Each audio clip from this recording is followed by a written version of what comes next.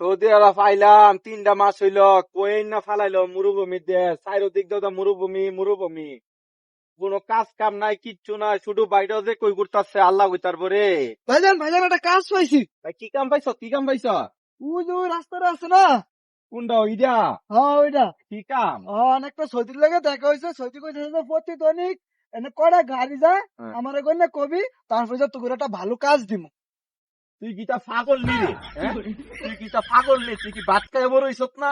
হ্যাঁ, তুই কি পাগল? এটা তো কয়টা গাড়ি দেয় সেকেন্ডে, লাখ লাখ হাজার হাজার গাড়ি দেয়, কেমনে গনমু? তুই কি পাগল হইছ? তুই কি এটা চিড়াখানার বাঘ পাইছ? হ্যাঁ, যেটা রাইতাছে গনুম চিড়াখানার মধ্যে বন্দি আছে, কটা বাঘ গুনালামু লিস্ট আছে। তুই যা পাগল নি? তুই ভাত খাই বড় হইছত না? মিয়া জালার মধ্যে আছি, এ জালার মধ্যে আরেক জ্বালা আছে জোড়া। নিজের কাম নাই, তোরা আনছি, তোরা না কই কাম দিব? তুই আজের বেড়ে যেতে সৌদি বেড়েতে কি কইতা হুনো শুনে আসে আজের কথা কর, যা তুমি যা, নিজেরটা গরম করো।